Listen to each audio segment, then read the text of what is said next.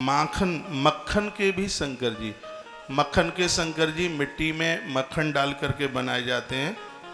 और यह घर में बच्चों के विवाह उत्सव के लिए बड़े प्रभावशाली हैं। और मिट्टी के शिवलिंग जिनको पार्थिव पूजा कहते हैं, पार्थिव शिवलिंग है। इसमें गन्ने का रस डाला जाता है, इसमें गन्ने का रस डाल करके उस मिट्टी को बिल्कुल गूंथ करके और इनका अभिषेक किया जावे तो, और फिर उसके बाद में विसर्जन किया जावे तो ये दरिद्रता का नाश करते हैं।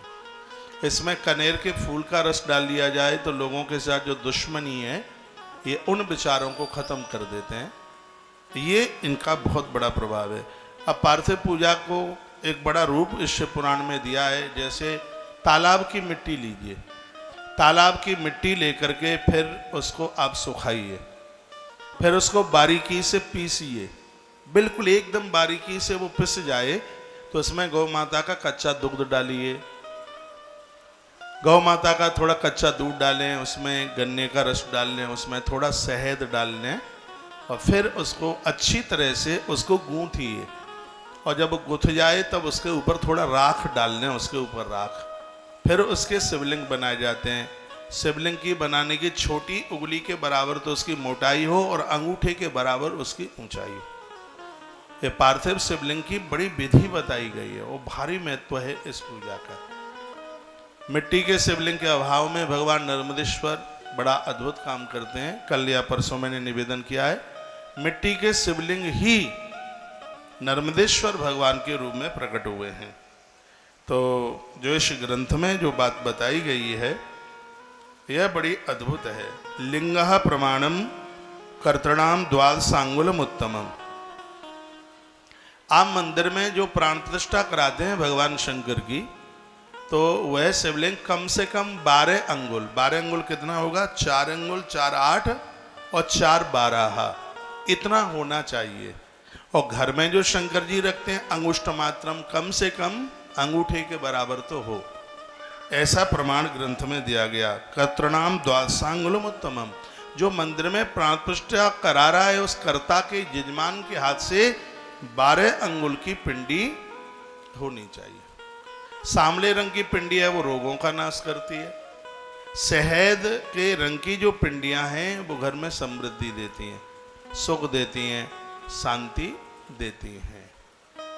और घरों में एकदम बिल्कुल सफ़ेद रंग की पिंडियों के लिए उतना ज़्यादा बढ़िया नहीं बताया। घरों में बहुत ज़्यादा बढ़िया या तो हल्का सांवलापन हो उसका, नहीं तो वो शहद जैसे रंग की पिंडियां हैं उनको पूजें। नर्मदेश्वर भगवान की पिंडी में यदि उनको पूजा जावे तो वह बहुत ज़्यादा बढ़िया है। यदि कोई सफ़ेद रंग की है भी तो ऐसा नहीं है कि वो कोई आपको नुकसान पहुंचा रही है, ऐसा नहीं है। हाँ, ये बिल्कुल ज़्यादा प्रभावी है कि शहद जैसे रंग की जो पिंडी है वो उसको ग्रंथकार ने बहुत अद्भुत रूप से, बड़े दिव्य रूप से उसकी महिमा का वर्णन किया। शिवलिंग की स्थापना कहा कि ये हर घर में होनी चाहिए, पूजन हर घर में होना चाहिए। और ओमकार की जपता के बारे में भी बताया गया। आप शंकर जी अपने घर में रखते हैं तो ओमकार का जप, ओम नमः शिवाय, ओम नमः शिवाय, यह होना ही चाहिए।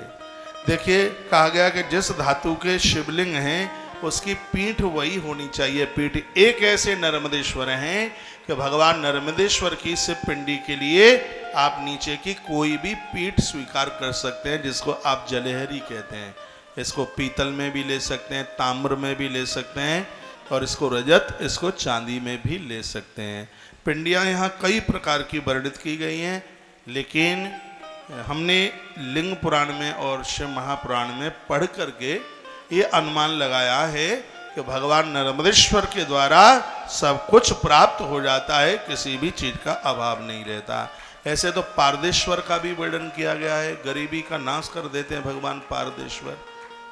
स्फटिक विद्या प्राप्ति को देने वाले स्फटिक के शिवलिंग भी बड़े अद्भुत हैं। पारदेश्वर दरिद्रता का नाश करते हैं। तो भगवान शंकर तो अपने आप में बड़े अद्भुत देव है, दिव्य देव है। एक बार जयकारा लगाएं, बोलिए भक्तवत्सल भगवान की जय हो, श्री हनुमंत बलवंत महाराज की जय हो। जय जय श्री राधे, जय जय श्री राधे, जय जय श्री राधे।